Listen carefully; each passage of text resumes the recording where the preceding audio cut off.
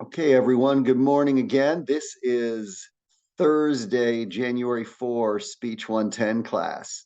So glad everybody's here. In our review from yesterday, we covered the process of speech communication.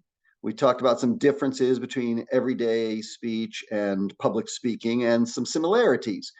So hopefully you can relate that to some of what you're already doing and build on the skills you already have. That's what this class is primarily about. And then we also talked about speech apprehension and some tactics that you might use if you feel that you have that either now or in your future when you're actually giving speeches. But part of one of the ways you can overcome that, we said, is experience. And that's hopefully what this class can give you. And remember, if you do feel apprehensive about even recording your speech, remember that's because you want to do well and you care. And that's a good feeling. That's a good thought to have. So don't try and be perfect, just try and be really, really good and be the best you can be. And hopefully you'll learn some tactics that you can use for that. We also talked about presenting your speech online. And there were several suggestions that your author, Dr. Stephen Lucas, gives in the textbook, and also some tactics that you were given just for our recording purposes on the handout. Does anybody remember anything from recording your speech online and how we're going to do it in this class that you can review for the whole class? What are some of the points that we made about recording your speech online? Can anyone start a discussion about that or share some of what you remember?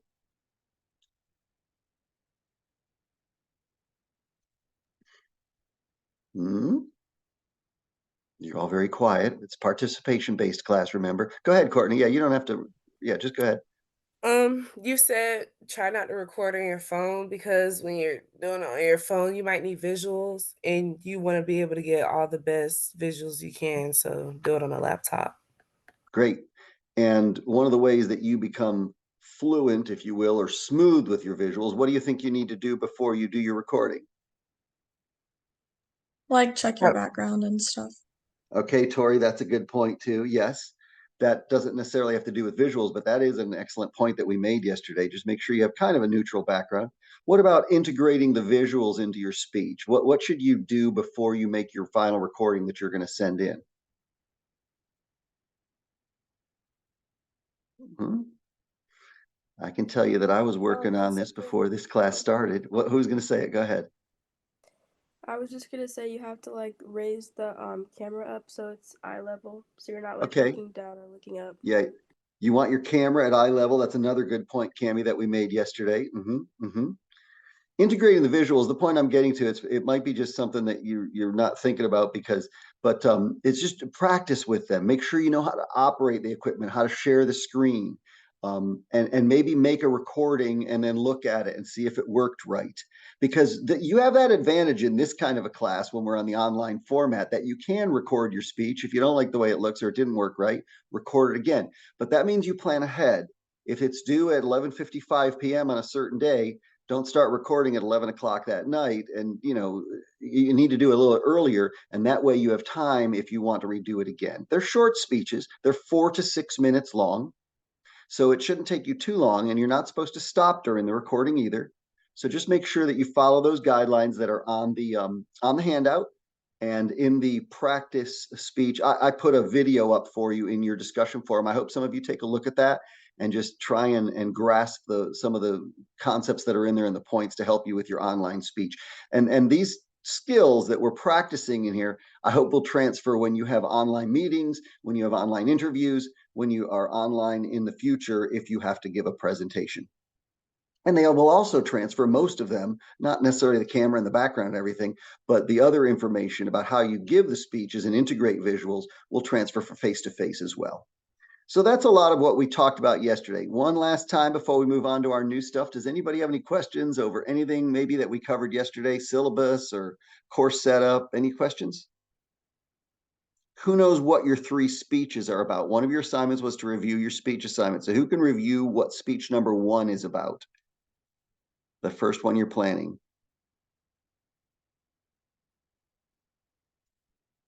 Okay, you're supposed to review that sheet. You should know. Hudson, what is it? You know.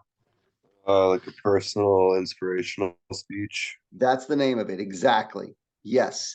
You're going to inform us in a personal inspirational speech? And what are the three options you have for this speech? What do you choose from? Like inspirational piece of literature or a song or like a special object to you. Right. Good. And somebody asked if it was supposed to be a valuable object, valuable to you, however you define valuable, not monetarily valuable. It can be sentimentally valuable. It can be special in a certain way, but it shouldn't be a common object. It shouldn't be something that if it's broken, your cell phone, yeah, that's important. I don't know if it's inspirational, but you replace those every couple of years, right? I mean, you have to. They're disposables. So nothing that is something that's easily replaceable. Okay. So think about that. And your goal with the speech is to inspire us as you inform us, as well as share how the object or song or piece of literature inspires you. And you may read all those other requirements that are on your assignment sheet. Who looked ahead and saw what speech numbers 2 and 3 are about? Did anybody look at those handouts yet? Okay, remember this class goes really fast and you're not going to have a whole lot of time to think about them. So I really want to encourage you to look at those. I'll ask that same question tomorrow when we come to class, and I expect everyone's going to have an answer for it. Also remember that every time you speak up in class, I keep track of that, and your participation grade's worth 20% of your grade in here. So showing up on time like you all did today, being on camera like you all are today, all that earns you participation points, but you earn a lot more when you add productively to our learning environment by speaking up in class. Even if you get the wrong answer, you still get credit. I don't want to think, don't worry about speaking up if you don't quite know. It's fine. But you'll have a lot of opportunities to do that throughout the semester as well. Okay, so any final questions over anything we've discussed or about your speech that's upcoming? The first one is the most important one right now, because tomorrow you have to have your topic chosen and bring your topic outline to class. Now you might be saying, what is a topic outline? Well, by the end of class today, you're going to know that, and we'll take a quiz over that at the end of class today, so that you can reinforce everything that we're learning about that and be ready for tomorrow's class. You do have homework that's written for tomorrow, typed up, and you don't have to submit it before class. And in fact, I encourage you not to, because it isn't due till midnight tomorrow night.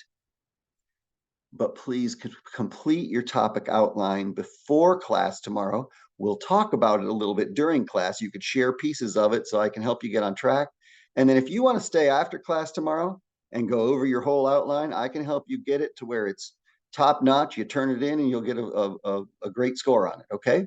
But that's going to be up to each of you. I can't go over everybody's full outline in class, but we can afterwards if you want to. And I won't do that every round, but this round's the first one. I want to make sure everybody has good direction and purpose for your speech.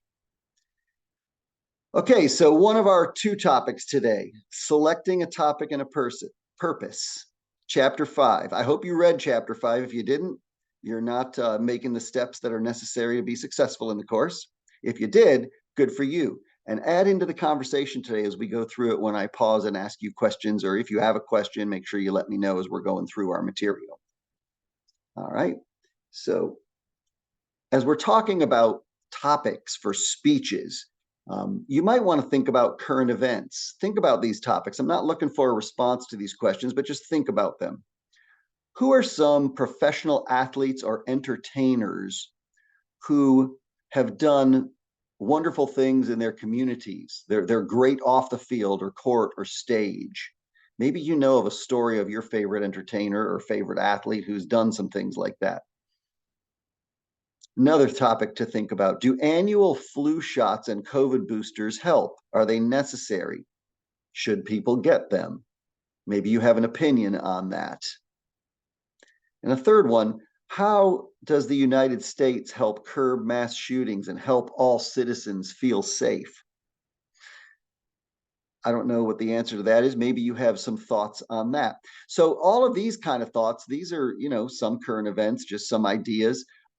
Maybe they could lead to topics. You might also consider some of what you all wrote in your introductory questionnaires when you were asked about what you're good at, what you love, where have you traveled, where you might like to travel, what do you have experience in. These are all ways that you can find speech topics. And if you look over the assignments for speech number 2 and 3, you might find that some of what you wrote there may apply to one of those speeches. And we'll do another exercise today in class to help you choose topics.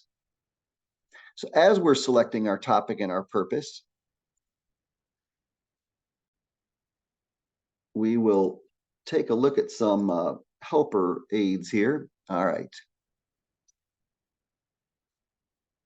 So as we're selecting our topic and our purpose, you have today during class, I want to give you a 3-step plan that you can follow no matter what you're doing, what kind of speech you're doing, so that you can have an effective speech.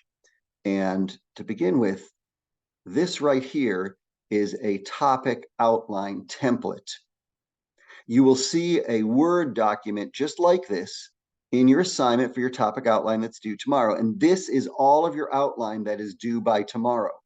So this part, this part here where it says to inform the general purpose, this right here is given to you in all your speech assignments in this class. That's your broad goal of your speech. It's what you're trying to do. It's just you want to inform your audience with your first 2 speeches. Your third one's going to be persuasive, and we'll get to that one. But the top part of it, you can fill in right now if you wanted to. I mean, like right after class, you can go start this for tomorrow. Put your name in there, speech number and type. This is speech number 1, and Hudson said the type just a little while ago. It's an informative, personal, inspirational speech. That's what you write there. And if you want to know what that answer is, you just look at your speech assignment. It's always written on your speech assignment. So you're supposed to take that and put it on there just to keep you in mind of what you're doing. The outline due date is tomorrow, excuse me. So that'll be January 5th. Broad topic area then will be your topic for your speech. And that's going to be the name of the song and the artist, or the name of the piece of literature, or the object that you will be sharing with us. And then we'll talk about how you fill in the rest of that in class today. But the top half of it's pretty easy. Like I said, I encourage you to make a document like this right after class today and have it ready for yourself to bring to class tomorrow. So then just fill in the rest of it later today. All right. So I said during class today, I'd like to enable you with a 3-step plan to explore and how you prepare every speech. And we are going to explore choosing a topic today. We're going to also determine how you find your general purpose. We'll define how you pinpoint your specific purpose and create what we're going to call the central idea of the speech. And you see those are parts of the speech right here. We will enable you to succeed with the 3-step plan. And then we're going to run through some examples of topic outlines and ask you to fill in some blanks. And everyone, that's exactly what your quiz is going to be about. This is a fill in the blank quiz. You're going to see something like this for your quiz, only it's going to have a central idea written out. And for your quiz, you're going to be asked to supply the general purpose, the specific purpose, and the main points, all based on the central idea. So pay attention in class today, participate, and you should be able to do real well on the class, especially if you read chapter 5. If you didn't, you won't have time to read it before our quiz, but you can review it after. Okay. So moving along, the 3-step plan. The first step in any good speech is to find a good speech topic. Find a good speech topic. So that sounds pretty simple, right? But you need something to talk about. So how do you find it? Does anybody know what do you think makes a good speech topic if this is your first step? What do you think makes a good speech topic? Any ideas?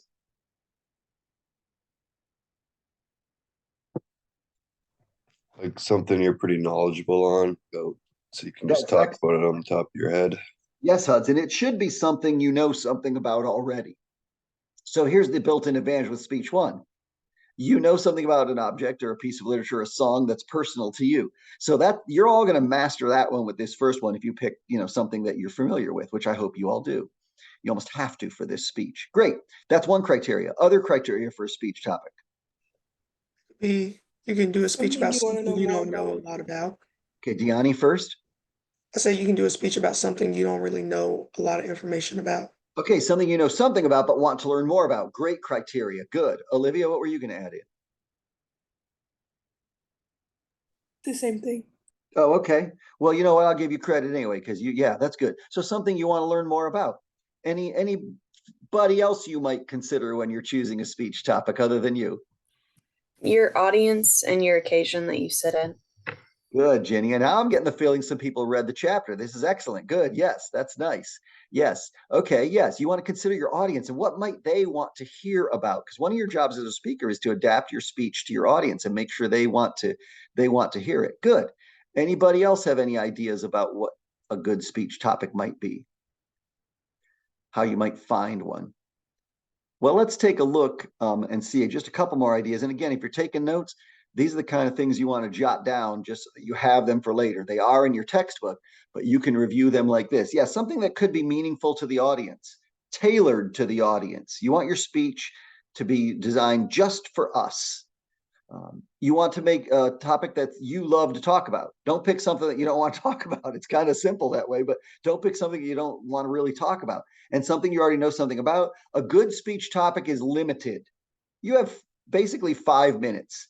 And then I say that because it's a 4 to 6 minute speech. So as you're planning, you want to think about, I have to talk for 5 minutes. So what can I talk about for 5 minutes? You can't talk about a really, really broad topic, but you have to limit it.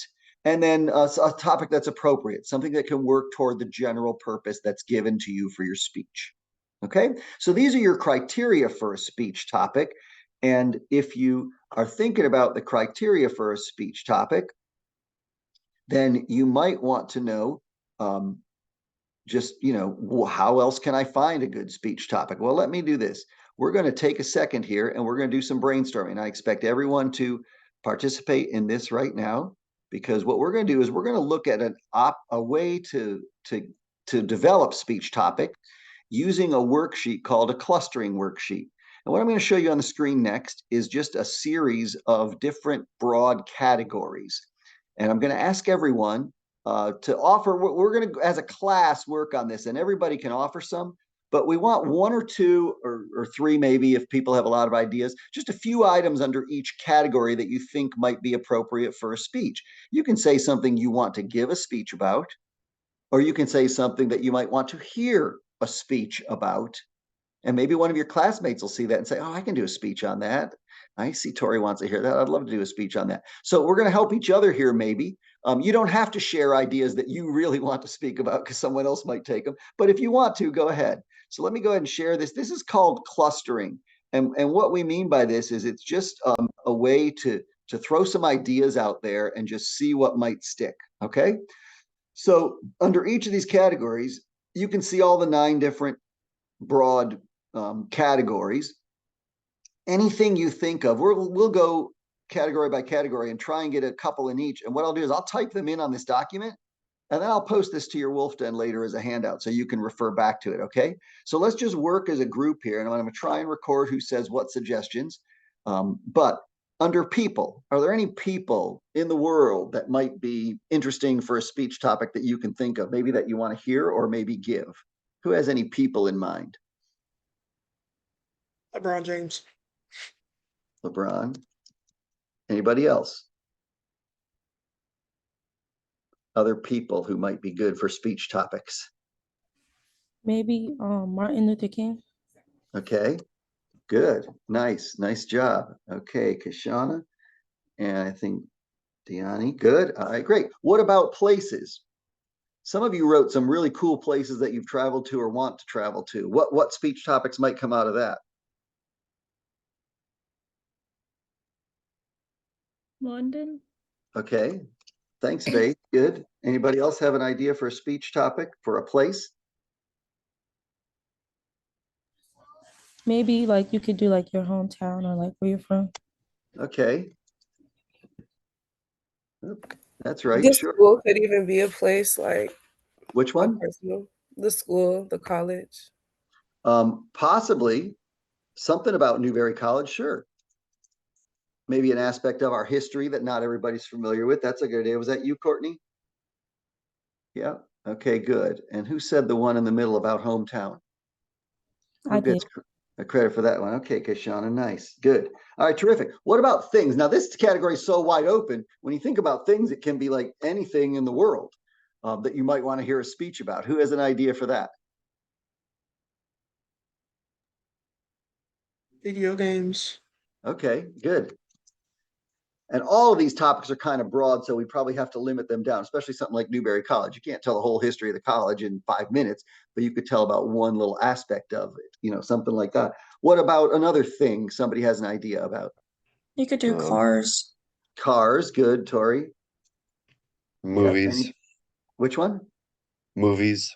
Movies. Okay, good. Yeah. Nice. Okay, good. Let's go to another one then. What about problems? No, excuse me, events. Events are coming up. What's happening in 2024 in the world of sports that doesn't happen every year? Anybody know? The Olympics. Yeah. That might be a topic. I don't know. It might not be of interest. Anybody have any other ideas? Concerts, maybe. What, Concert. concerts? That's good. Anybody else have any ideas for events? Like birthdays. Who else had one? The presidential elections coming up. Okay, good. Great. Okay, what about processes? These would be like how-to speeches. I know some of you have done these before. I remember reading about them on your intro questionnaires. What kind of how-to processes might someone do a speech about? Cooking. Cooking. Okay, cooking something. Good, What kind Faith. of Yeah. Now here's the thing about cooking. I hope that you would add in something beyond what it says on the package, like how to make a cake. There are special ways people make cakes too that aren't just always in the directions. That would be fun. What else? Other topics, processes. Anybody have any ideas for that? How to fix something. Okay, good. Pretty general. Fixing things. You would pick the thing, obviously, Ginny. That's good. What else? How to play your favorite sport. Playing certain sports. Good. Okay, terrific. Thanks, Olivia. Good. And a lot of your student athletes in here too, so that might be interesting to those of you who are in different sports than the others. Terrific. What about concepts? Concepts, just kind of abstract things. Anybody have any ideas about what might fit under this category? Could you write one like about being a student athlete? Sure. You know, and just managing how it is to be a student athlete, sure. Or college student for that matter, yeah. Success in college, those kind of things, sure. I mean, any other ideas for that one? Thanks, Cammie. Do literature, how people read it and how they process it differently.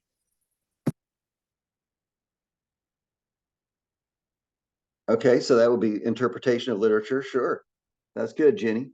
What about problems? Are there problems in the world that you think you might have an idea for a solution? Because honestly, I'm going to change this. Problem, I'm just going to put a line here, and this is also going to be solution. Gun control. Ah, big one. Who shared that one with us? Gianni, was that you? Okay, good. Who else? Other problems that might lend themselves to a speech. Like mental health stuff. Yeah, Mental health issues. good. Any others that anybody can think of? Homelessness. Homelessness, good, Kensley. Nice, nice addition. What about natural phenomena?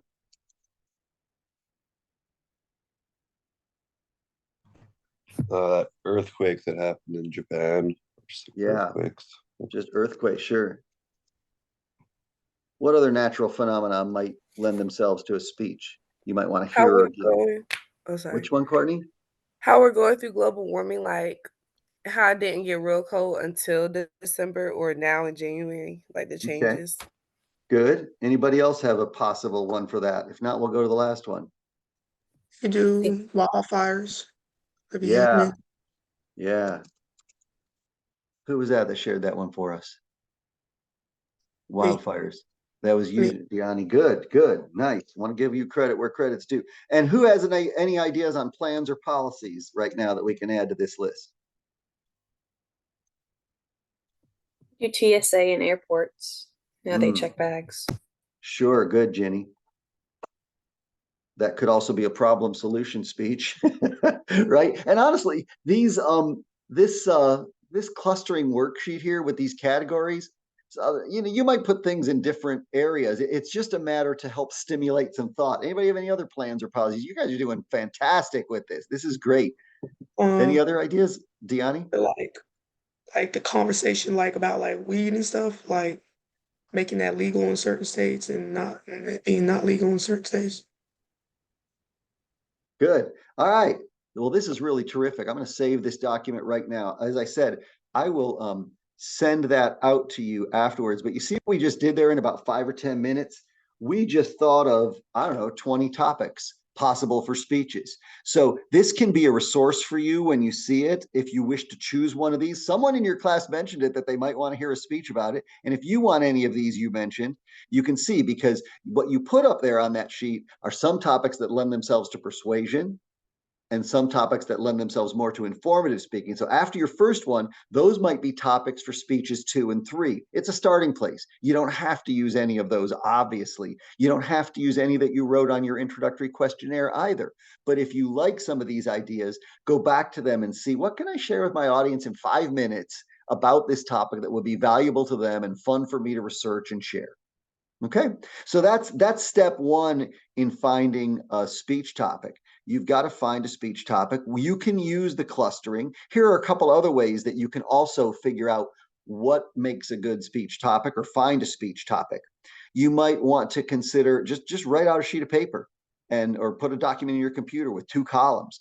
Things I know a lot about, things I want to know more about, like we kind of did earlier on, right? And you might just have that way to find a speech topic. Here are some other prompts you might use. It's unfair that, I don't know how you fill in that blank. That might be a speech topic. Or the world would be better if. Yeah, so there's lots of different ways that you can get a speech topic. And please remember, there's no perfect topics, but the criteria that we talked about earlier, don't just choose something that you want to talk about, but also consider your audience and what they might like to hear about. It's kind of tough because you don't know everybody in your audience all that well yet, but hopefully as we move through class, you will get to know them. And you all have each other's email, including mine. And it's fine if you want to send around a little note to everybody with an email that just says, I'm thinking about these 3 topics. Which ones do you want to hear? And then we can just, I mean, you could do a doodle poll if you want to. You don't have to. There's only 10 or 12 of us here. But if you want to send that around and get some feedback, go ahead. I encourage you to do that. So that's step 1 in making sure you get a good speech topic. That's step 1 in a good speech. So let's go back to where we were here. And we're going to move on to our step 2 now. Those are your criteria again, everybody. So you want to remember those. All right, brainstorming, clustering, we did that. All right, so this is our clustering worksheet we just did.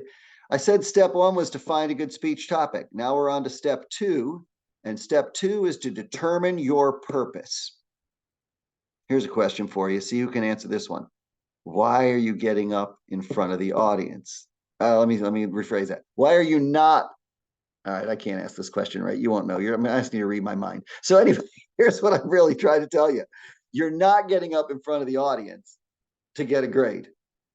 If you only go in with that attitude, that's probably the wrong way to approach your speech. You want to think about what you're trying to communicate to your audience, and that's determining your purpose for the speech. So as we talk about purpose of a speech, we start with what we call a general purpose, a broad goal of your speech. What direction are you going? This is kind of like if you're going to take a vacation and you're going to the beach.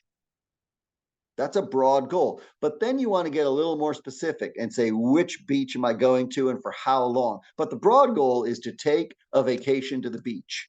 See how that's really broad? But you don't know if you're going to Myrtle Beach or you're going to Isle of Palms or you're going to, Tybee Island in Georgia, or you're going out to California to go to, one of the beaches on the Pacific coast, right? So general purpose just gives you a broad direction for your speech. For us, it is just one of 2 for this class. It's always going to be for your class in Speech 110 to inform or to persuade. And it's pretty easy for this class. You have 3 speeches. The first 2 speeches, your general purpose is to inform. Your third speech, your general purpose is to persuade. And that just in your mind right now should give you just a little hint. You approach those a little differently. We'll talk about persuasive speaking when we get to it. But right now we're going to focus more on informative because those are your first 2 speeches. So general purpose is the broad goal of your speech. It's given to you. It's on your assignment sheet. And you copy and put that. Well, it's already on your topic outline template. So you don't even have to fill in that part of the template. And it's just the infinitive, to inform or to persuade. Clear on general purpose, everybody? Give me some feedback on that. Yeah? Okay. So it's just to inform or to persuade, always. All right. Then you want to take that general purpose and combine it with your topic and get what we call a specific purpose. The general purpose starts with the infinitive to inform or to persuade, and then you turn that into a phrase and you state precisely what you want to accomplish in your speech. So going back to my vacation example, I'm going to take a 5-day beach vacation on Tybee Island, Georgia. See how specific that is now? That's exactly what I want to accomplish in those 5 days. I'm not giving a speech about it, but it's my purpose. Okay. And you may have other purposes involved with it too. And those become the subpoints and the supporting materials for your speech. Good. All right. So that's a specific purpose. Now, when you're talking about the specific purpose of a speech, it's an infinitive phrase, which means it starts with the same words as your general purpose, to inform or to persuade. And it's about your audience. So that goes in there. It's to inform my audience or to persuade my audience. That's how you write a specific purpose statement, and then you write what you want to accomplish with them by the end of the speech. Now, here are your guidelines. There are a lot of guidelines here. If you don't want to jot all these down right now, we're going to look at an example of each of these, and these same phrases will be at the top of every slide coming up. So it is a full infinitive phrase. It's a statement, not a question. You want to avoid figurative language. Does anybody know what I mean by figurative language? Who wants to just define that for us real quick? Figurative language. All right, well, you'll get it when we see the example then. Hopefully it'll make sense. If you don't know how to define it after we're done with that, ask. Limit to one distinct idea and avoid being vague. These are your guidelines for your specific purpose statement. So the first guideline, make it a full infinitive phrase. This is not a specific purpose statement, avalanches. Oh, there's another natural phenomenon, huh? But this one would be a broad topic area. Here is a specific purpose statement. You see, to inform my audience about 3 major kinds of avalanches. No detail here. That's your purpose. By the end of the speech, you want your audience to know 3 different kinds or 3 major kinds of avalanches. Okay? So this is how you write a specific purpose statement, just like this. You see the difference between the broad topic area and the specific purpose, everyone?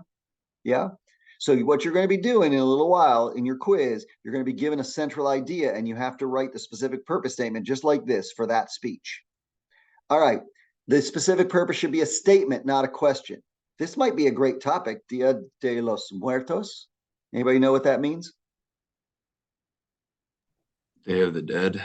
That's right. Good. Yes. And the statement that you would make if this was going to be your specific purpose is to inform my audience about 3 features of Mexico's Dia de los Muertos celebration. See, that's what you want your audience to know at the end of your speech. When you look at the format of the specific purpose, everybody, you see that usually it'll have some kind of a number in it, which reflects the number of points you're going to develop in the speech. We call those main points.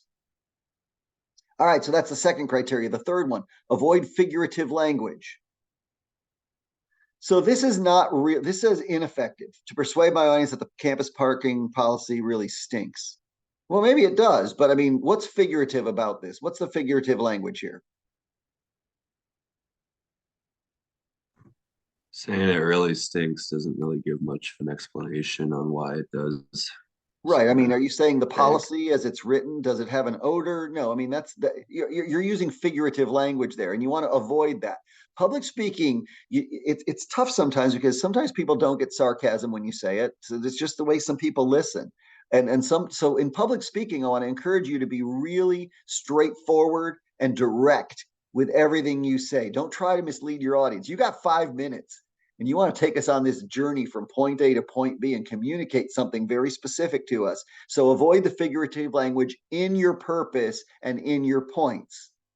That doesn't mean you can't use a great metaphor in your speech as an example. You can, and that's encouraged, but not as you're setting it up with your purpose. And that's what specific purpose is. So this is better. To persuade my audience that the campus parking policy should be revised to provide more spaces for students before 5 p.m.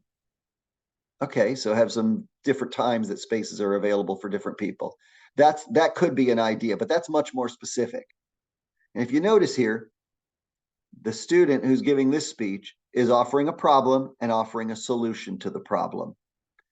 I want to encourage you to never just give a problem speech, because that's just a rant. That's just complaining. That's not overly productive to your listeners. But when you offer a problem and a solution, that's a great idea. And maybe some people will like it. Okay, other criteria for a specific purpose statement, keep it to one distinct idea. See how we have two ideas in this specific purpose statement, right? So how do you limit that to one? Well, you go like this: 3 reasons to become literacy tutors, or persuade my audience of the need to donate time to Meals on Wheels, how easy it is to satisfy that need, and how much you could help. In this second example, I mean, when you have 3 reasons, when you have 3 reasons, it's clear that you can see there's going to be 3 points, right? You know that. How many main points do you think this speaker down here is going to have with this speech? Anybody have an idea?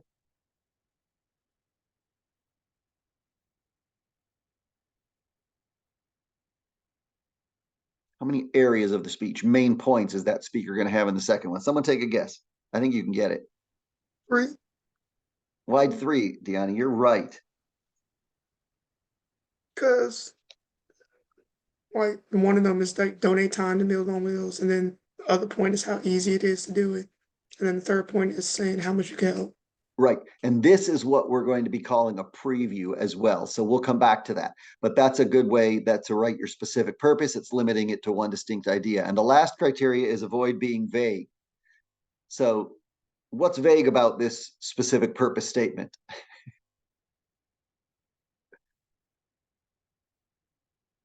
What's vague in here? No one knows what gerrymandering is. Okay, well, that's something you definitely have to define, but there's something else that's even more vague. I just said it. What else? What should be done? Yeah, what Because it should be done? doesn't You're not specify. answering. You're not answering what should be done here. You're bringing up a problem, but you're saying somebody's got to do something about it. Well, who should do what? That's what you want to do to avoid being vague. And you would have to define what gerrymandering is. That's part of the problem solution design. You have to describe the problem, the extent of the problem, and who's affected by the problem. But yeah, the solution is each state should create a nonpartisan commission to establish criteria for redistricting. And that's what gerrymandering is. It's when people try to redistrict areas of their state for certain voters to be left out or included in different areas to sway elections one way or another. That's gerrymandering. So good. All right. So you understand the point here, though. We're trying to be very specific with your specific purpose. So the questions you want to ask yourself, this is new info now. So if you want to copy this down, this is a good idea. Ask yourself these questions. Does my specific purpose meet the assignment guidelines? Can I accomplish it in the time I have? That's your kind of like your budget for your speech. Is my purpose relevant, too trivial, or too technical? I don't know that you could give a 5-minute speech for this audience about how to make a peanut butter and jelly sandwich. I hope you all know how to do that, right? But if you're talking to a group of elementary school children, maybe you can do a 5-minute speech on how to make you see? So some of it has to do with your audience, whether it's almost all of it has to do with your audience.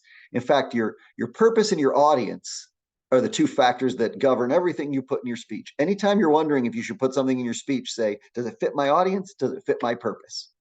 And if the answer is yes, then you put it in your speech. If not, don't put it in your speech. So these are specific purposed questions. All right. So with our 3-step plan to begin the speech, who remembers what step 1 was? We've already gone over it twice. Who remembers what step 1 is?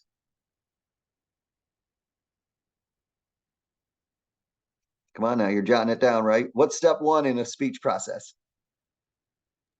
Choosing Find a a good speech topic. Find a good speech topic. Was that you, Faith?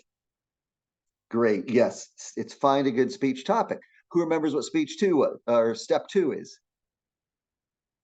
We just talked about it for 5 minutes. Determine what? Your purpose. Good, Kishana. Yes, determine your purpose. And step 3, everybody, after you've got a good topic and you've identified your purpose, you want to relate your specific purpose to what we call a central idea. And this is what you actually say in your speech to your audience. You say the central idea aloud to us. So because that's step number 3, let's define central idea and talk about how you format it. So the central idea is just a 1-sentence statement that states the major ideas of a speech. And here's the important part, everybody, at the bottom of this slide. It previews the main points. In other words, you're going to say what you're going to talk about. If you read the chapter, you probably will remember this phrase from it. It's an old preacher formula. You say what you're going to talk about in the introduction, you talk about it in the body and say it again, and then you remind everybody what you just talked about in the conclusion. That's good oral communication style because the review is strategic and it helps the audience to remember the points you want them to remember. Okay, so that's what a central idea is. It's a declarative sentence. Does anybody know what I mean? Like different kinds of sentences. Do you remember that from English class? What are some different kinds of sentences? One of them is declarative. Anybody remember any other names for sentences or styles of sentences? Well, a question is not a declarative sentence, is it? Anybody remember what that's called? You don't have to know for this class, but I'm just curious. No? It's an interrogative, right? There's a declarative sentence which just declares something. You're just stating something like a fact. Okay, that's what you're doing with a declarative sentence. Interrogative asks a question. You've got exclamatory sentences. This is not what we want for the central idea. We want a declarative sentence. Just declare, state it very clearly. It is a full sentence. You write it as a full sentence. If you were doing one of these speeches from back over here that we were talking about, let's just go back a little bit here. Okay, so to persuade this one right here, the bottom of this screen, the need to, so your central idea would be very similar to this, but it would be a sentence. It would be, today you will learn of the need to donate time to Meals on Wheels, how easy you can satisfy that need, and how much you could help. That's a central idea. It's almost the same thing there because you're just turning it into a sentence. For up here, 3 reasons to become literacy tutors. To make that into a sentence with a preview, you'd have to know what you were going to talk about. You'd say 3 reasons to become a literacy tutor are, we have people in our community that need it, you as college students can share your knowledge, and you'll feel a great sense of accomplishment. That's a central idea because then you just go through all 3 of those in more detail in the body of the speech. Is everybody getting the idea here of what a central idea preview is? Yeah? Yeah? Okay. We're going to look at some more examples of it. Okay. So yes, avoid figurative language like in the specific purpose. You want to avoid that in the central idea, and don't be vague. Same criteria. Now, let's look at some examples. The first criteria for a central idea is make it a complete sentence. Take a look at this one right here. How many main points is this person going to have in their speech? Look at that central idea and discern that. Who's got it?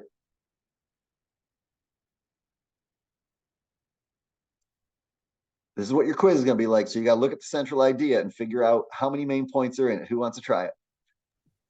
There's 3. Right, Jenny. There are 3 main points here. Okay. So if you were to word a main point from this in a sentence, starting with the first, who can do that? What would main point number 1 be? Just tell me main point number 1 alone and start with the first. Working all muscle groups. Okay, say it as a whole sentence, Hudson. What's the whole sentence? The first? The first benefit of parkour includes working all muscle groups. Period. That's it exactly. Period. Yes. Good. Okay. So everybody see that? And you can word numbers 2 and 3 kind of similarly. Let's keep going because that's what your quiz is going to be about. And that's the way you want to write your topic outlines too. So the central idea has to be a statement, not a question. What are nanorobots? Okay. That's not really a central idea. That's a question you want to answer in the speech. But here is the central idea. You see, we have 3 points in this speech too. Is everybody seeing it? Yeah. Someone who hasn't participated or answered the last one, what would main point number 3 be for this speech based on the way that central idea is written? Who can say what main point number 3 would be in a complete sentence? I'll give you a hint. It starts with nanorobots are being, just start with that and say main point 3. Who wants to try it?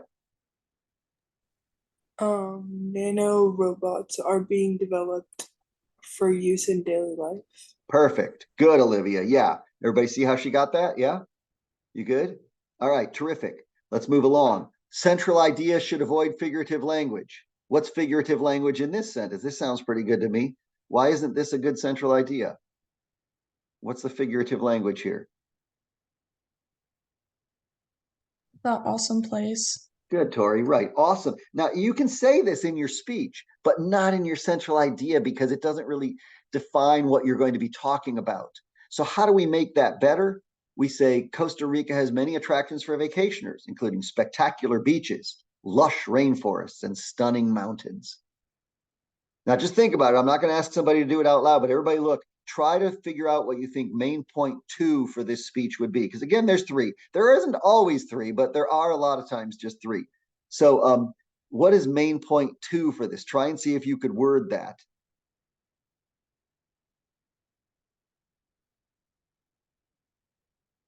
I would say main point 2. See if you got it right. Costa Rica has many attractions for vacationers, including lush rainforests. Or you might simplify it and just say, lush rainforests are one of the many attractions of Costa Rica. You know, you can word it any way. It's just a matter of how you choose to word it. I almost like the second one because this has a lot of words in it. And one of the things you want to do with main points and central idea, everybody, as few words as possible, but have the whole preview. 3 attractions of Costa Rica are spectacular beaches, lush rainforests, and stunning mountains. That's another way to write the central idea here. So don't think it has to be, you know, any certain way. You could also put the points first. You could say spectacular beaches, lush rainforests, and stunning mountains make Costa Rica a wonderful place for vacation. That can be your central idea. So it's just however you want to word it is fine as long as you have that preview in there. Avoid being vague. Well, this looks pretty good to me. What's vague in this sentence?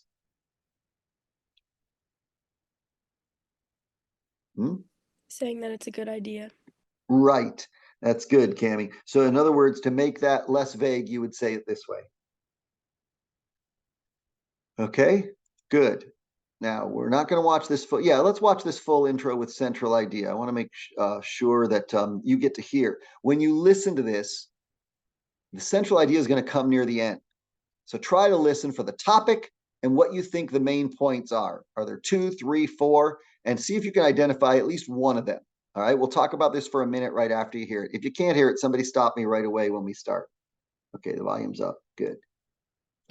Imagine an 8-year-old boy who never speaks or smiles, or a man with a cognitive disability who has a few friends but no one to talk to, or an elderly woman who is in poor health and does nothing but complain about her condition. These are just a few of the people I've met and helped by music therapy. All of them were able to come out of themselves, forget their problems, and interact with other people, even if only for a few minutes, because of music. For the past 4 years, I've been part of a jazz ensemble that performs at psychiatric hospitals, nursing homes, and residences for adults with disabilities. Although I'm not a mental health professional, my volunteer work has shown me that music therapy improves the lives of patients. I'd like to share some of my experiences with you today and describe some common methods used for music therapy. Finally, I'll briefly explain some theories about why music therapy is so effective. All right, so what do you have for the topic of the speech? Sam, what's the topic of the speech? I haven't heard from you much today. How music theory is effective in helping like people with, how'd she word it? It wasn't like just elderly people, but people with problems. Okay, good. Yeah, the topic is music therapy, right? And you got that. Good. So does anybody remember any of the main points that she was going to say about what she's going to share in her speech about music therapy? Her central idea was right at the end of that intro, and typically it is. Anybody remember any of it?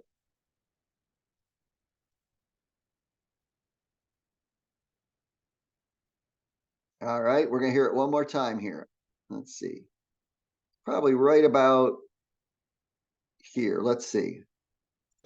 Imagine an 8-year-old boy who... Start at the beginning again, sorry. Okay, let's try it right about describe some common methods used for music with you today and describe some common methods used for music therapy. Finally, I'll briefly explain some theories about why music therapy is so effective. Okay, so there they were. She said she was going to explain some of her experiences in music therapy, some of the methods that are used in music therapy, and finally, some of the theories behind music therapy. So that's what you can expect in the speech because she just said it. If she was to continue this speech, she goes, let's begin with my experiences in music therapy. And then she would talk about how they go to places and who works with her and what they do, you know? That's how you set up your speech for your audience so we know for what to listen. It's kind of like if you've ever taken a trip and you're using your GPS, and you can go to the make it live and it'll tell you where to turn and everything, right? Well, that's the speech part of it. But if you want to know the whole route first, you can look at the list of how, what turns you're going to make where. And that just gives you a preview of the whole route. Okay. So it's kind of like if you think about that directions idea when you're formulating your speech, you want to take us on a journey and keep us with you. Don't lose us. All right, so that's the central idea. Now, this is what your quiz is going to be like right here. You're going to be given this central idea. You're going to have to come up with the general purpose and the specific purpose. These are going to be blank on your quiz. The central idea is going to be here. Now, why did we think this one was to inform and not persuade? Can anybody look at this and just say, how come the answer is to inform for this and not to persuade?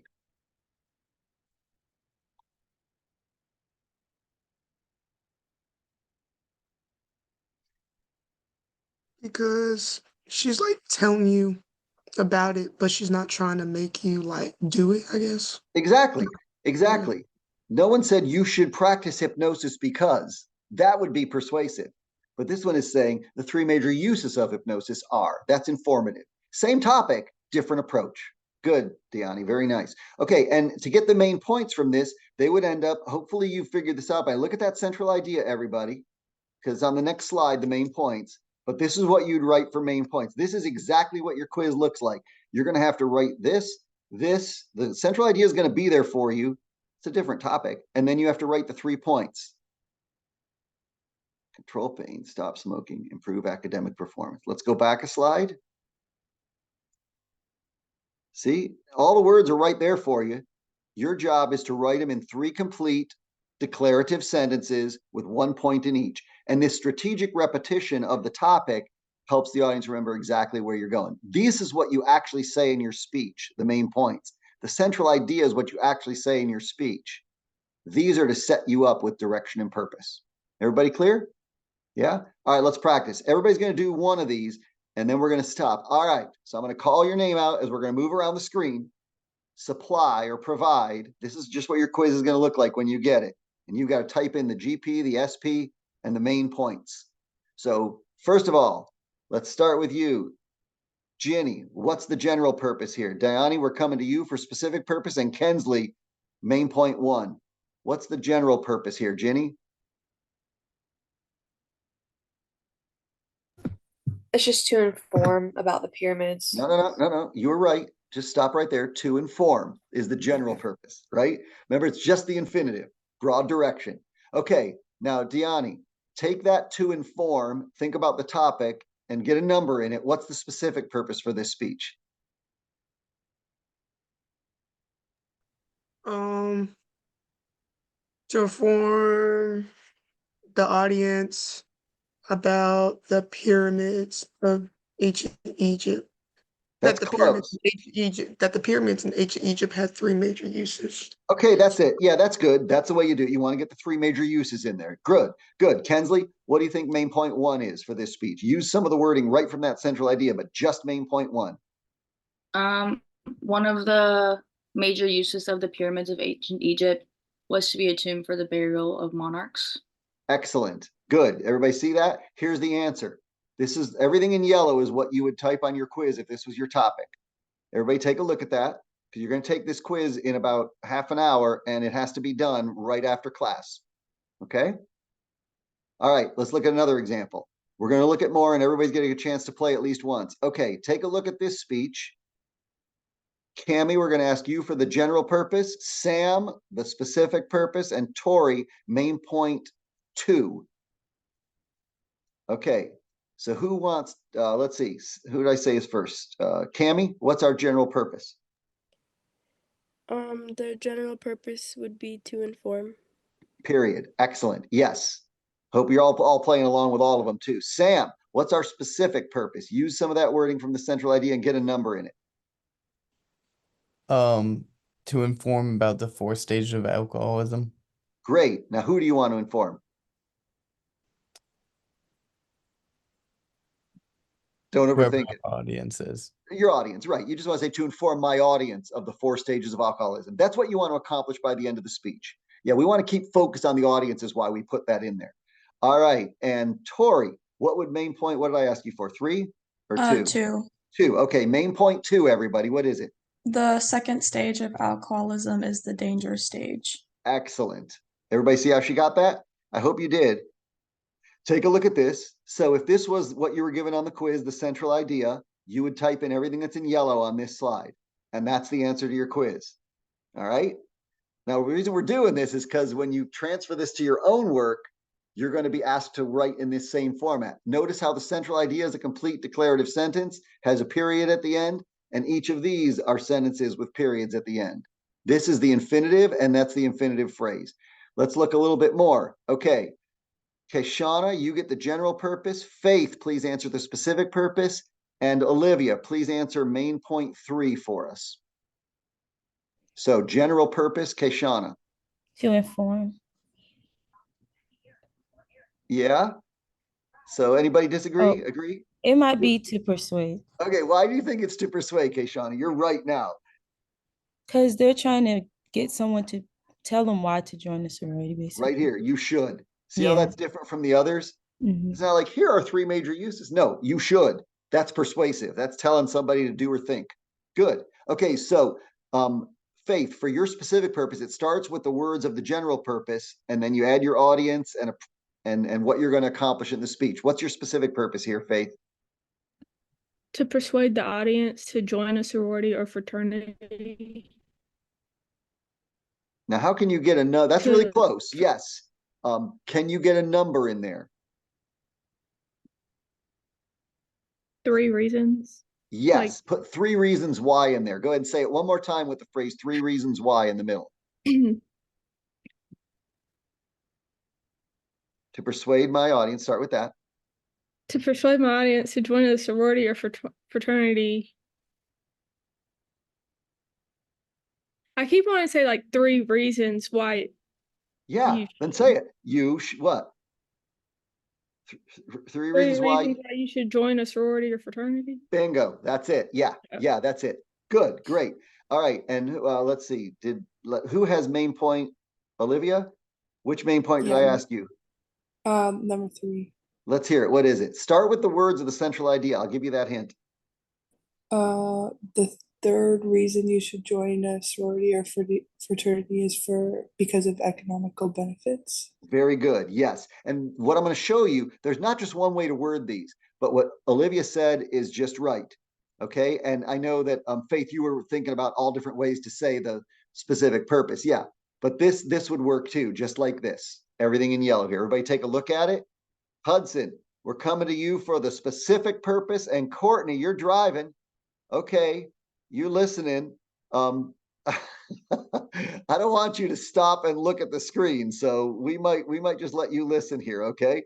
But anybody else can add in with one of the main point number 1. I'll give you the next one here. The general purpose here is to inform. So Hudson, what is your specific purpose? And then someone think of one of the main points, and you can word it for us for an extra participation. Hudson, what's our specific purpose here? To inform the audience how handwriting analysis determine 3 different style or traits in writing. Yeah, that's really close. That's really close. What are the 3 things that you're actually sharing in this central idea? Who wants to help Hudson out here? 3 what? Are they determining 3 traits? No. What are they determining? Skills, maybe. Yeah, it's three ways that analysts can determine personality traits. Does that make sense now, Hudson? Yeah, yeah. You so won't have these problems probably when you write your own, because you're going to write your own central ideas. You know, mhm. 3 ways the novel The Catcher in the Rye by J.D. Salinger is inspirational to R. And that's what you'd write then, you see? So you're going to write your own central idea. So it'll be a little simpler for you. When you're deciphering these, it might be a little more complicated. Your quiz is not this complicated, I'll tell you that much. All right, but does anybody have any of the wording of one of the main points that you want to try for this, just for extra? Anybody want to try one of these? What? Just speak up if you do. If not, I'm going to show you the answer. Handwriting analysis determine personality traits by examining the consistency of a person's writing. Perfect. Very good. Yes, that's exactly it. Okay, you don't even have to have the first, second, third. You could just write handwriting and analysts. I like the way Hudson did it better than this is. I'm going to change this slide. Yeah. So anyway, but this is what you do. You take the central idea, you discern whether it's informative or persuasive first, and the general purpose is just the infinitive. Then you take that infinitive, add my audience. Usually it's going to be with a preview with the number of points, and then what are they sharing? And then the central idea is given to you on your quiz. And then you're going to add your main points right out of the central idea. Everybody good with that? Yeah? Questions? This, yes, Deani.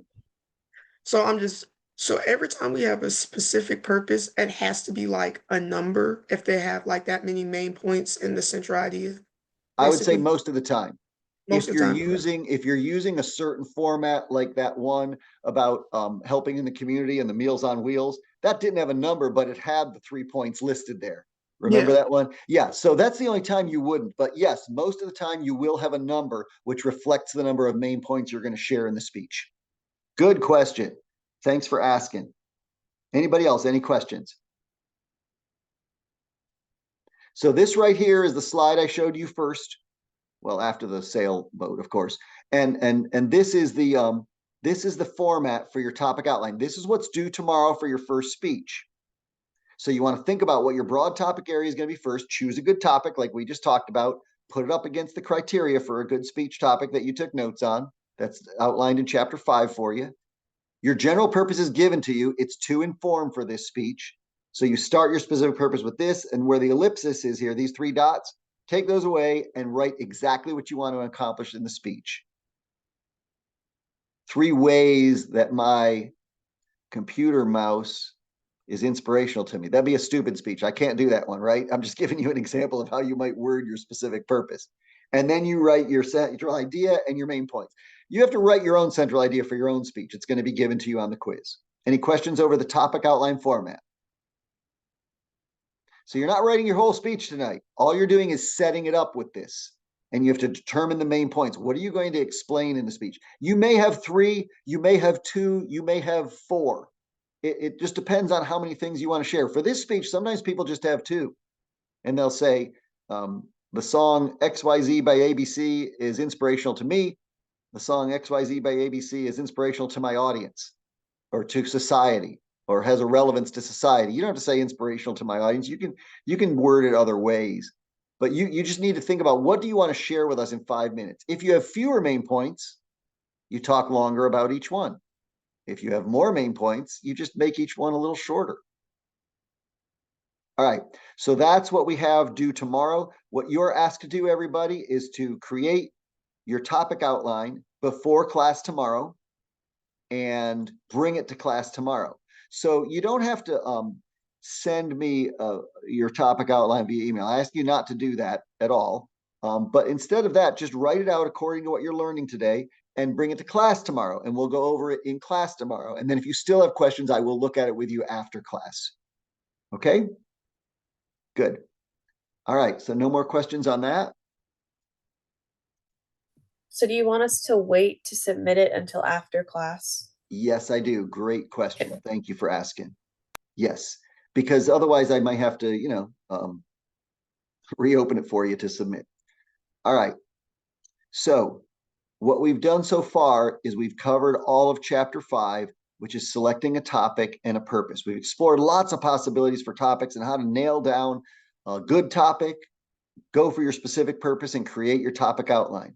We reviewed the 3-step plan, which is find a good topic, determine your purpose, and create your central idea. And we've discussed the topic outline format, which you need to look for. When you're looking for that format in the one I showed you in the PowerPoint, it is attached to your topic outline assignment. So open that document and type on it, save it as topic outline 1, and then you send it in after class tomorrow. But just have it ready to bring to class tomorrow, okay? All right, that's one of your homework assignments for tonight. Now, back to something that we really started class with a long time ago. You might not even remember it now, so I'll share it again. And you saw this slide to begin with, right? So, somebody tell me what you think this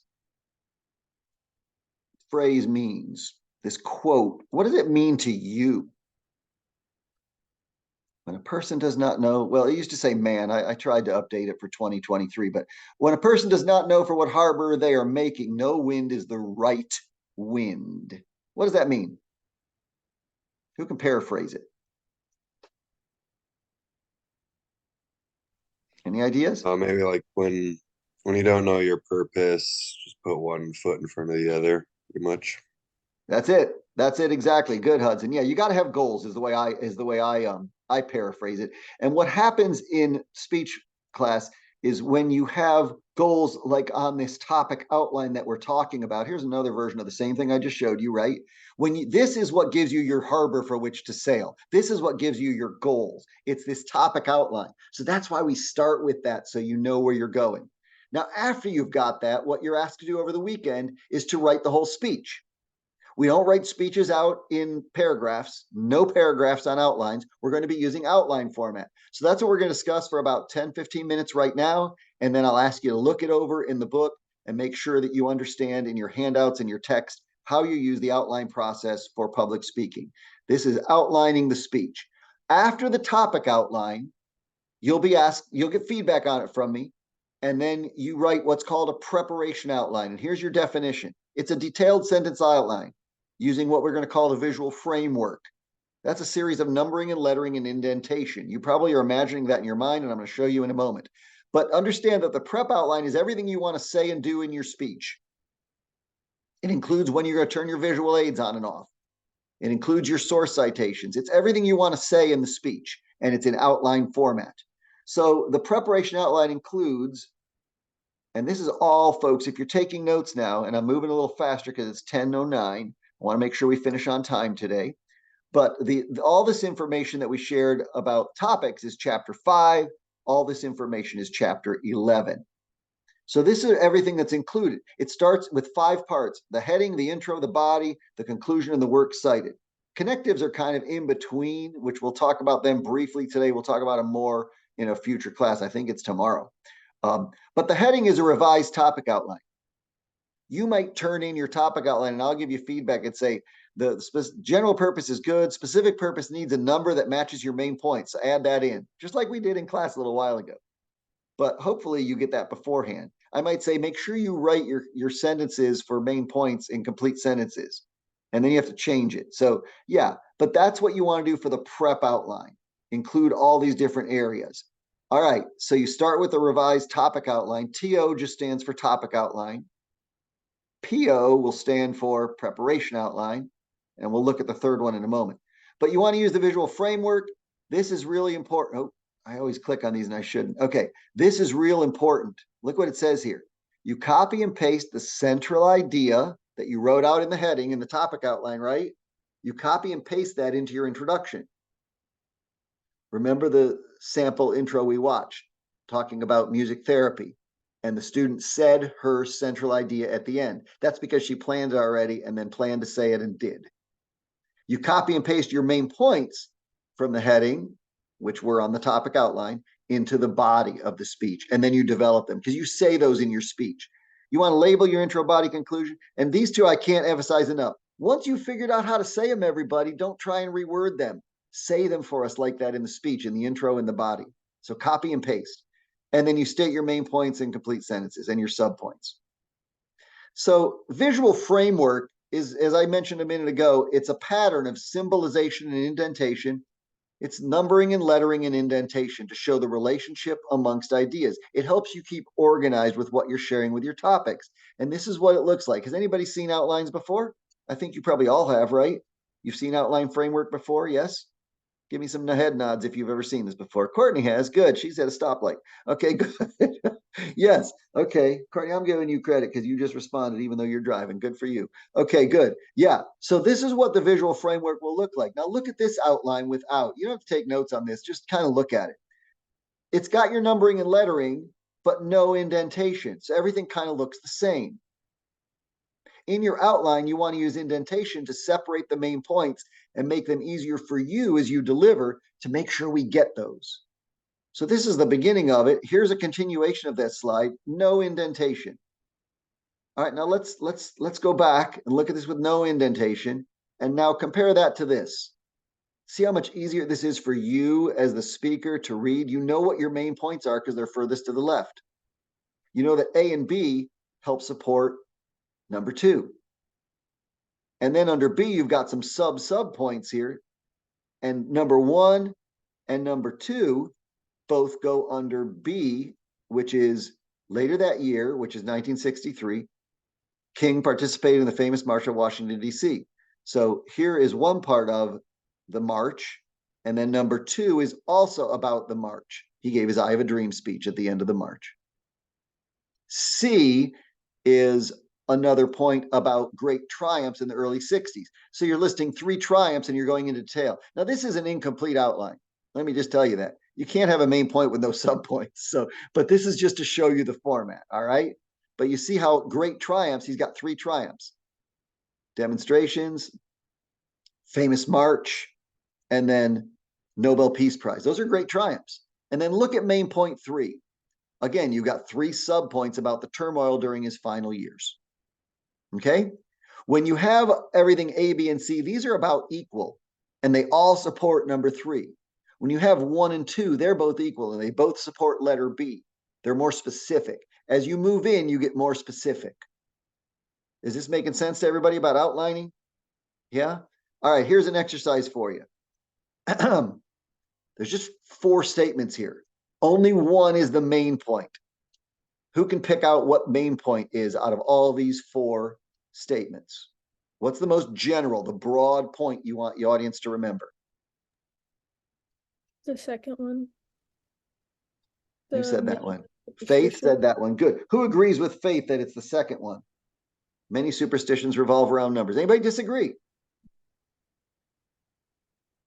Well, Faith, you're right, and your classmates are too. And if you, so take a look at these, try to think right now, there's 1 subpoint and 2 subpoints. And we're going to look at how these same statements, this is what you might have when you start your speech. You might just have a lot of different, well, you're going to start with your main points, but you might just have a lot of other stuff to put in underneath it. So here's how you figure it out. 2 subpoints, 1 subpoint, 1 main point. See how we move from more general to more specific to even more specific. 1 and 2 modify or describe A in more detail. And A describes number 1 in more detail. And you would have a B, which was kind of equal to A. Does this make sense to everybody? This is outline visual framework. You indent. Microsoft Word can help you with this. It also confuses sometimes because it likes to do its own thing. So just you take control of that. If you're having trouble with that, just try to type everything up and then add your numbers and letters afterwards or something like that. Okay? So this is the outline process. At the end of your outline, your preparation outline, you have to list your works cited. Works cited are different from bibliography because bibliography is everything you looked at. Works cited are those sources that you're using and stating in your speech. That's all I'm concerned about on this one. Does anybody here, have you ever done a paper where you had to do a bibliography for the end of it? Yes? Yeah? Okay. You know, based on your classes you've taken, whether you use APA or MLA format, right? Does anybody know what I mean by those? Yeah. Most of the arts areas would use APA, humanities. Most of the sciences areas might use MLA would be for the arts and the humanities, and APA would be for the sciences more. I can't say for sure what every discipline uses. For Speech 110 class, use either one you want. You can just do a Google search if you're not familiar with either, right? Works cited format for APA or for MLA, and just choose one of them and use it. You need all that information for citing sources, which we'll get into in a future class as well. That's why you list them there. Here's what you don't do in public speaking. You do not need to list all your sources in a slide at the end of your PowerPoints and show us for 1 second. These are my sources, click, speech is done. You don't need to do that, because what you should be doing is citing your sources as you go through the speech. It isn't written. Now, you do that in written communication. You differ in a paper, and you do it in your prep outline. But that information is there so you can work it into the speech. Only thing you say in your speech is your introduction, body, conclusion. Okay?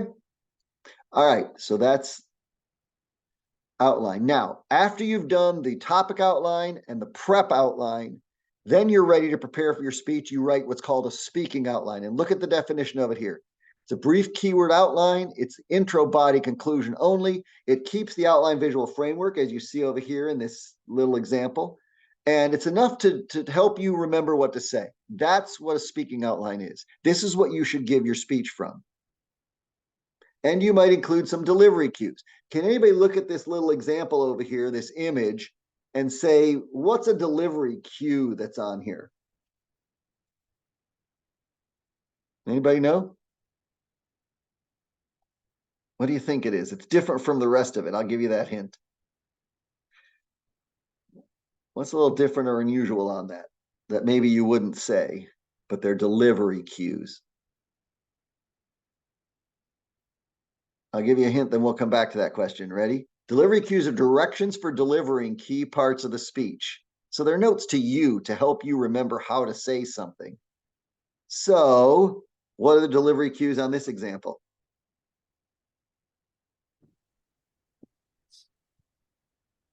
Smile, Yeah, and what's the other one? slow. Exactly. Okay, you just write things. You can write whatever you want. Now, you might not have a way to print your speaking outline. If we were doing this class face-to-face, everybody's required to print this. Because we're online, if you can't print it, you may type your delivery cues in. I suggest you use a different color font, or maybe put them in a box or highlight them or something so you know you don't say those things. They're kind of like if you do theater, they are stage directions. If you've ever read a play, it's what the actors do, not what they say. This is what delivery cues are. They can help you. Other students sometimes will bold certain words because they want to emphasize them, or they'll make the font a little bigger for the main points. That's all totally up to you. You find your own way and what works for you. But the point is, you have a clear difference between your preparation outline. You see there's no sentences here. Now, this might be a little sparse. Yours might be a little bit more like the example in your textbook, which I'm going to show you for a moment right now. If you go into your textbook in our course, you'll see that let me get into our course first, and then I will show you this. But if you go into our textbook in the course, you'll see in the chapter on outlining, and I highly encourage you to check this out and let this help you as you make your preparation and more so your speaking outline. Okay, so let's go down to this is chapter 11, I said, so I'm going to do just like I showed you yesterday and go down to chapter 11 here. Here's the preparation outline. Here's a sample prep outline with commentary. Okay, so then you go through these pages. Here's a prep outline with commentary. How you put it, all these green boxes say exactly how things are done. They do bibliographies, we do works cited, so that's a difference. And then the speaking outline, he has some guidelines, and then you look right here. This is the same outline from earlier in the chapter in speaking outline format. You see your delivery cues, you see your limited. Here's the key to a good speaking outline, everybody. You take off the heading and the works cited, because you see how this is just intro, body, conclusion. That's the whole speaking outline. And then you take out about half or 3/4 of the words. 2 steps to the speaking outline. Take out the heading and the works cited, leave the intro, body, conclusion only, and take out about half the words. Good? Jot those 2 points down, because if you turn in a speaking outline that looks just like your prep outline or similar, you get zeros on it. And when you deliver your speech, you don't want to read your speech to us either. So when you use this, then it's so different from using this one. See this one right here? Hold up your hand and look closely. You can't see them, but millions of creatures, bacteria are living there. Now look how that turned into the speaking outline. Hold up your hand and look closely. You might not be able to see them, but there are millions of creatures living there. Those creatures are your bacteria. See, I'm saying more than what's written here, and that's what you have to do so you can look more at the camera and at your audience when you're delivering. Any questions between the speaking outline and the preparation outline? You know, there's a difference, and you need to practice with it. That's for sure, because that will help you as well. Also in your handouts, everybody, is, well, okay, never mind. I've got to do something else here before I can show you this. Okay, there we go. Also in your handouts, in your Wolf Den, is the outline process handout. This reviews everything we just covered. The topic outline, an example of a topic outline. This is exactly what you want to turn in. And then your preparation outline, which we talked about, and then the speaking outline. And to help you know if you're doing them right, here are some checklists. If you do your topic outline and you can go through this checklist and you check all these, then you're doing pretty well. Same with the prep and the speaking. Okay, so I encourage you to use these to your advantage. This is called the outline process handout, and you find it on your Wolf Den page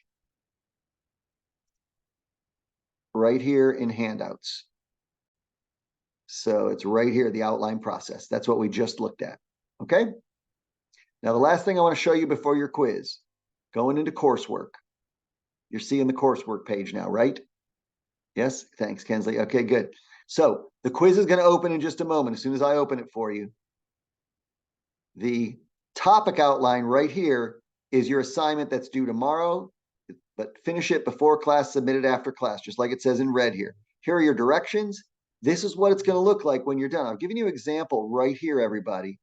So this is for a song, but you know, just if it's an object, put it there. If it's a piece of literature, put it there. This is going to stay the same. This is going to change for today's date, tomorrow's date. This stays the same. Okay.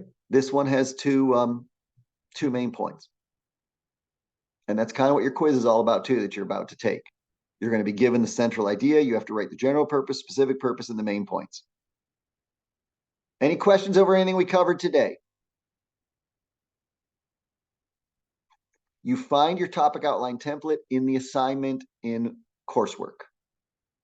Now, the last thing I'll share with you before our quiz, everybody, we covered a lot of material today. Outlining is a blueprint. It's a plan. It's a harbor for which to sail or a goal. Use the process to your advantage. And there's 3 steps. The topic outline, which is due tomorrow. And then over the weekend, you turn that into a full prep outline with everything you want to say. Then you narrow it down to the speaking outline so you could use good delivery and not read the speech to us. Homework. Read chapter 10, read chapter 14 for tomorrow. 10 and 14, these are on your syllabus if you forget, or you could watch the recording later, and complete topic outline number 1. Bring it to class and review in class. And after, if you want, I'll walk you right through the whole thing afterwards if you want to, so you can assure yourself you're set up well. Any questions over anything we discussed today? No? If not, then I'm going to open up your quiz right now and allow you all to take it. Please type it. You have till 10:45 to finish it. Hopefully you won't need that much time. It should only take you about 5 minutes or so. If you're in your Wolf Den now, just refresh your browser and you can probably get it open now. And you do not have to stay in our meeting. You know your homework already. But if you'd like to stay in your meeting, this is the document you should be opening. This is your quiz. And please note the directions. Complete the setup. You have to write out what the GP is here.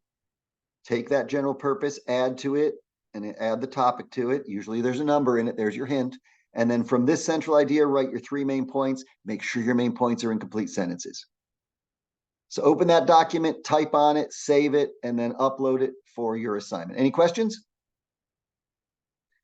All right, 10 and 14 tomorrow. Do your quiz, and I'll see you later.